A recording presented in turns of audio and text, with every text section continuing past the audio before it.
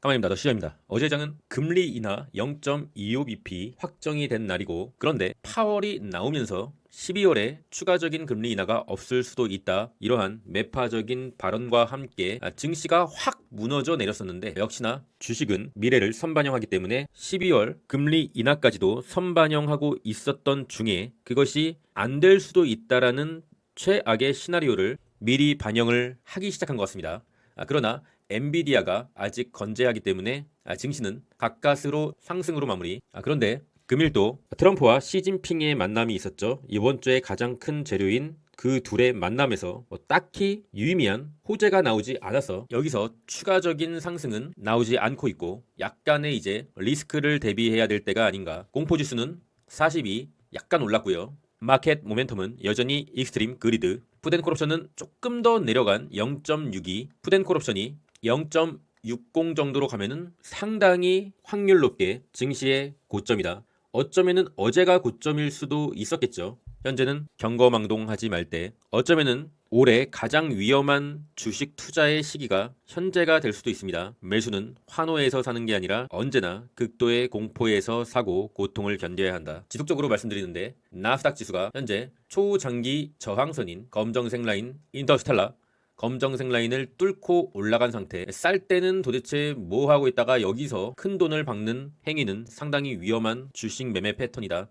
지난 7월에도 이 선을 돌파한 후에 고점을 찍고 급락을 한 적이 있었고, 지난 12월에도 요 선을 찍고 지지부진하다가 급락이 나왔던 것이죠. 그러니까 이 구간은 우리가 즐겨야 할 구간, 장기 투자 물량을 가지고 있는 사람은 이 즐기는 구간에서 강하게 베팅을 할 필요는 없는 것이죠. QQQ의 주봉을 봤을 시 볼린저 밴드를 강하게 뚫고 올라간 자리, 이 볼린저 밴드 상단 하단은 주가가 다니는 길이다.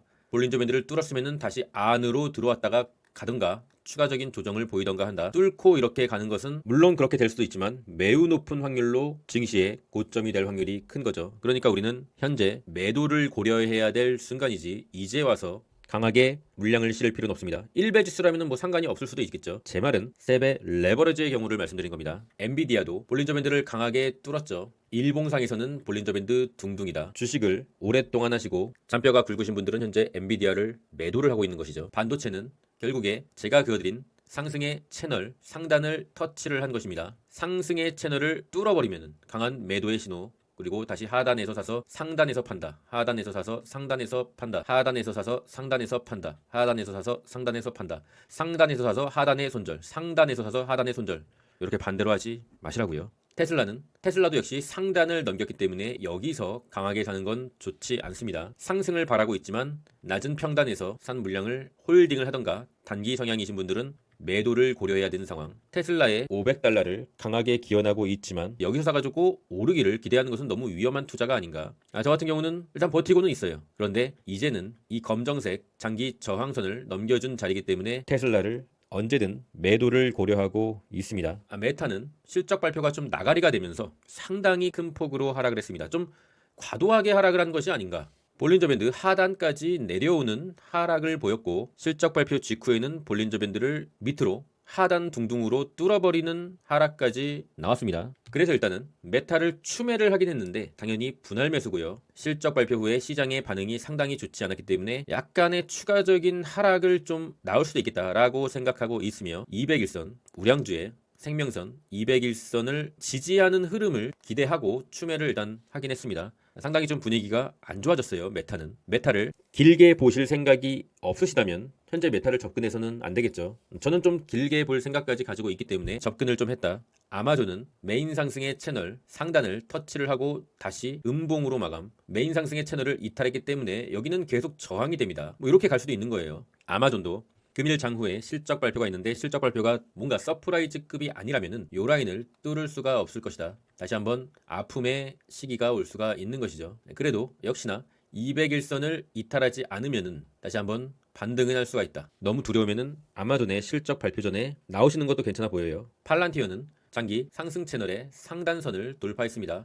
팔란티어의 주주분들은 축하드리고요. 그러나 요 상단 선에 돌파한 이 자리는 매도의 구간, 수익 실현의 구간입니다. 조비는 엔비디아와 협업 소식과 함께 어제 큰 폭의 좀 상승을 해줘서 이 분봉 고점 라인에서 거의 최고점 부근에서 일단 매도를 했습니다. 그러나 추세가 좋아졌기 때문에 다시 한번 이 상승 채널의 하단을 지지하고 다시 상승할 수가 있습니다. 가격은 16.3달러 정도. 이 부분이 다시 한번 온다고 하면은 다시 한번 상승 채널을 지지를 해줄 걸 기대하고 재진입을 해볼 수 있겠다. SMR도 그렇잖아요. 크게 한번 이탈을 했다가 상승 채널로 다시 들어오면은 다시 힘을 받을 수가 있는 차트의 원리. 현재 이 비트마인이 문제인데, 비트마인이 진짜 추세가 거의 뭐 쓰레기가 돼가고 있다.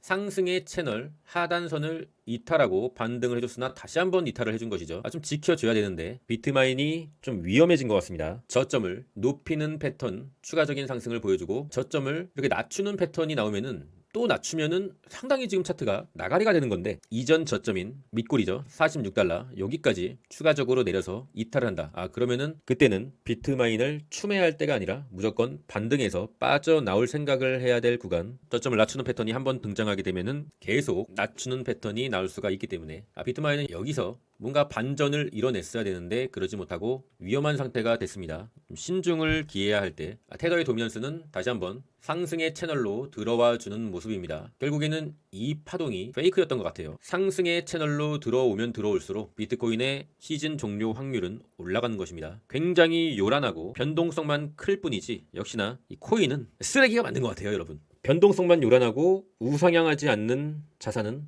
필요가 없다. 그냥 단타의 종목일 뿐. 비트코인이 없으면 거지가 될 것이다. 이런 유튜버들이 요즘 너무 많이 생겼어요. 그런 영상은 23년에 만들었어야죠, 이 사람아. 왜 지금 시즌 종료가 될랑말랑한 이 상황에서 왜 그런 영상을 만들어서 개미들을 너무 희망회로에 빠지게 만드느냐. 슬픈 일이고요. 언제나 역사는 반복되니까요.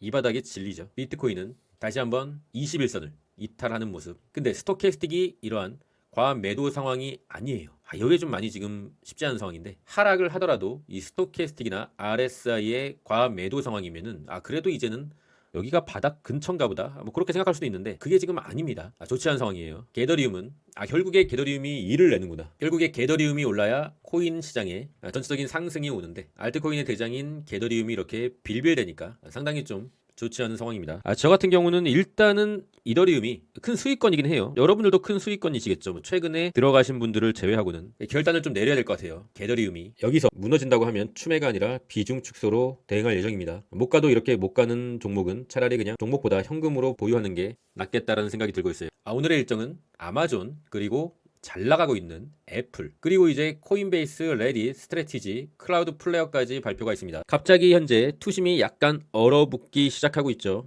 투심이 좋을 때는 실적 발표가 좀 그럭저럭 나와도 상승을 해주는 모습을 보이는데, 현재 많은 시장 참여자들이 현재 자리가 약간 고점이 아니겠느냐, 그러한 생각을 하고 있고 차익 실현 욕구가 쏟아져 나오는 상황이기 때문에 현재는 과도한 어닝 플레이보다는 보유 종목을 홀딩하거나 약간의 부분 익절을 고려하면서 상황을 관망해야 되는 상황인 것 같습니다. 그리고 이제 금요일에 이번 주에 슈퍼 위크를 종결할 이 PC 물가지수가 있는데, PC 물가지수가 혹시나 나가리가 되면은 12월에 금리 인하는 물 건너가면서 블랙 프라이데이가 될 수가 있으니, 그것이 너무 두려우신 분들은, 평단이 높으신 분들은 약간의 현금화가 필요한 구간입니다. 평단이 낮으신 분들은 지금까지 조정을 다 때려 맞고 계속 나스닥은 상승했으니까 높은 수익률로 유지 중이신 분들은 그걸 또 한번 반복해야 되는 것이죠. 어려운 순간입니다. 하지만 우리의 투자는 멈춰서는 안 되는 것이죠. 증시가 너무 올랐을 때는 세배 레버리지의 비중을 줄이고, 증시가 너무 내렸을 때는 오히려 공포를 딛고 세배 레버리지의 물량을 살짝 늘려보는 그러한 투자를 해야 합니다. 안전마진은 지속적으로 챙겨야 할 구간. 자본주의 사회에서 투자에 대해서 모르는 것은 죄가 아니다. 다만 모르는데 알려고 하지 않는 것은 죄다. 강 세장은 비관 속에서 태어나 회의 속에서 자라며 낙관 속에서 성숙해 행복 속에서 죽는다. 현재가 어느 구간이죠? 현재는 행복의 구간. 안전마진 좀 챙기시고 혹시나 올지 모를 조정을 대비해야 되는 시기가 온 것 같습니다. 그럼 전 끝까지 하겠습니다. 이상입니다.